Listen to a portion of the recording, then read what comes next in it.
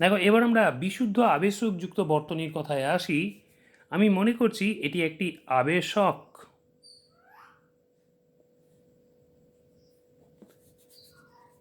বা ইন্ডাক্টর। এই আবেশকের মানটা আমি ধরে নিচ্ছি এল, এবং এই বিশুদ্ধ আবেশকের দু প্রান্তের মধ্যে একটি পরিবর্তী voltage V is equals to V zero sine omega t প্রয়োগ করা হলো। V is equals to V zero sine omega t, এবং বর্তনীতে যে প্রবাহটা চলছে সেটা ধরে নিচ্ছি আই, এবং বিশুদ্ধ আবেশকের দুই প্রান্তের মধ্যে যে বিভবের পার্থক্য সেটা আমি ধরে নিচ্ছি ভি সাফিক্স এল। তাহলে এই যে বিশুদ্ধ আবেশকযুক্ত বর্তনী, এই বিশুদ্ধ আবেশকযুক্ত বর্তনীতে প্রযুক্ত যে পরিবর্তী ভোল্টেজ ভি, এই ভি এর মানটা আমি ধরে নিয়েছি V zero sine omega T. Let us suppose this is equation number 1। এখন বর্তনীতে যদি প্রবাহ আই চলে, তাহলে এই আবেশকের যে দুটো প্রান্ত, এই আবেশকের দুই প্রান্তের মধ্যে যে আবিষ্ট তড়িৎচালক বল, এল এর দু প্রান্তের মধ্যে যে আবিষ্ট তড়িৎচালক বল, সেই আবিষ্ট তড়িৎচালক বলের মানটা যদি আমি বলি ই, তাহলে E is equals to minus L into D I D T. কারণ আমরা জানি E is equals to minus D phi D T, এরপর phi is equals to L I. তাহলে সেখান থেকে আমরা E is equals to minus L into D I D T পেতে পারি। তাহলে এই যে বিশুদ্ধ আবেশকযুক্ত বর্তনী, এই বিশুদ্ধ আবেশকযুক্ত বর্তনীর যে ইফেক্টিভ ইএমএফ, মানে কার্যকর যে ভোল্টেজ, অতএব বিশুদ্ধ আবেশকযুক্ত বর্তনীর কার্যকর ভোল্টেজ, দেখো এই যে কার্যকর ভোল্টেজ, এই কার্যকর ভোল্টেজের মানটা হবে V zero sine omega T minus L into DIDT. তার কারণ প্রযুক্ত পরিবর্তী ভোল্টেজ রয়েছে ভি জিরো সাইন ওমেগা টি, আর এখানে আবেশকের দু প্রান্তের মধ্যে যে আবিষ্ট তড়িৎচালক বল সেটা মাইনাস এল ইন্টু ডিআইডিটি। তাহলে এই কার্যকর যে ভোল্টেজটা বর্তনীটার সেটা হবে V zero sine omega T minus L into DIDT. এখন আমরা দেখতে পাচ্ছি যে এই বিশুদ্ধ আবেশকযুক্ত বর্তনীতে কোনো কিন্তু রোধ নেই। তাহলে রোধ যদি নেই তাহলে আর এর মান জিরো। তাহলে আর এর মান যদি জিরো হয়, তাহলে আমরা যদি ওহমের সূত্র প্রয়োগ করি, তাহলে আমরা ওহমের সূত্র প্রয়োগ করলে লিখতে পারি, দেখো ওহমের সূত্র অনুযায়ী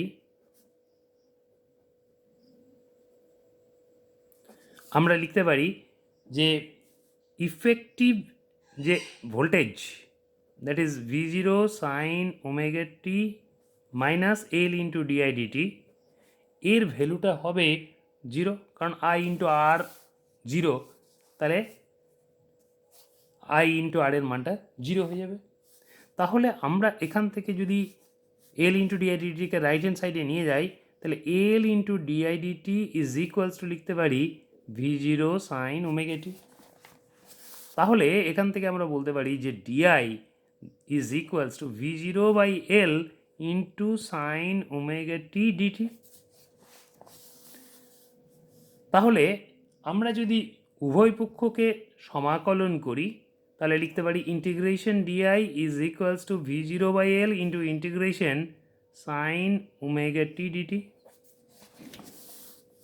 তাহলে আই ইজ ইকুয়ালস টু পাচ্ছি V zero by L into, আমরা জানি D D X of cos X is equals to minus sine X. তাহলে integration is the reverse or opposite process of differentiation, সেখান থেকে integration sine omega T D T এর মানটা এইভাবে লিখতে পারি minus cos of omega T by omega plus C, where C is the arbitrary integration constant, যেটা time dependent constant, সময় time independent constant, সময় নিরপেক্ষ একটা ধ্রুবক। তাহলে এই যে সি, যেটা সময় নিরপেক্ষ ধ্রুবক, এখানে দেখতে পাচ্ছি যে প্রযুক্ত যে পরিবর্তী ভোল্টেজ, এই প্রযুক্ত পরিবর্তী ভোল্টেজে কোনো সময় নিরপেক্ষ ধ্রুবক কিন্তু নেই, কারণ V is equals to V zero sine omega T আছে। তাহলে যেহেতু V is equals to V zero sine omega T এবং এখানে অ্যাপ্লাইড ভোল্টেজে কোনো সময় নিরপেক্ষ ধ্রুবক নেই, সুতরাং এই যে উৎপন্ন প্রবাহ আই, এই উৎপন্ন প্রবাহ আইয়েও কিন্তু কোনো সময় নিরপেক্ষ ধ্রুবক থাকবে না। অর্থাৎ আমি এখান থেকে বলতে পারি C is equals to zero হবে। তাহলে সি যদি জিরো হয় তাহলে আই ইজ ইকুয়ালস টু আমরা লিখতে পারবো V zero by omega L, আগে মাইনাস চিহ্নটা নিয়ে নিচ্ছি, minus V zero by omega L into cos omega T. Therefore, I is equals to V0 by omega L into minus cos omega t.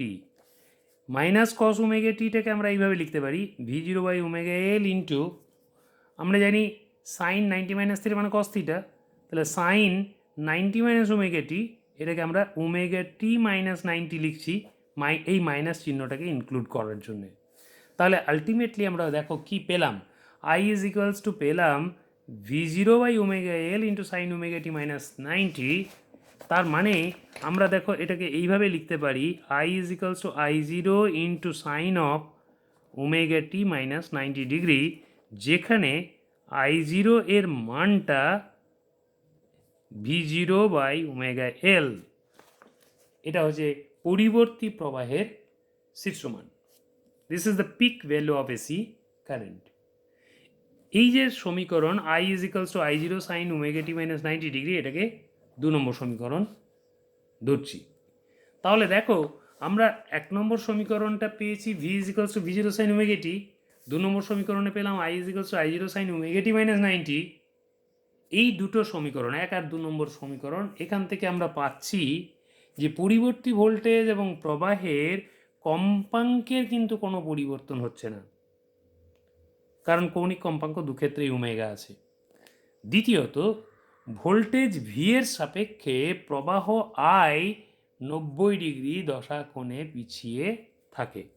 তাহলে আমরা যদি গ্রাফিক্যালি দেখাই, লেখচিত্রের মাধ্যমে যদি দেখাই, এক্স অক্ষ বরাবর যদি আমরা আইটাকে দেখাই এবং ওয়াই অক্ষ বরাবর যদি আমরা ভোল্টেজটাকে দেখাই ভি, যেটা আবেশকের দু প্রান্তের মধ্যে ভোল্টেজ যেটা ভিএল, তাহলে ভিএল এর সাপেক্ষে বা ভি এর সাপেক্ষে আই এটা কিন্তু 90 ডিগ্রি দশা কোণে পিছিয়ে থাকবে, এইভাবে দেখাতে পারি।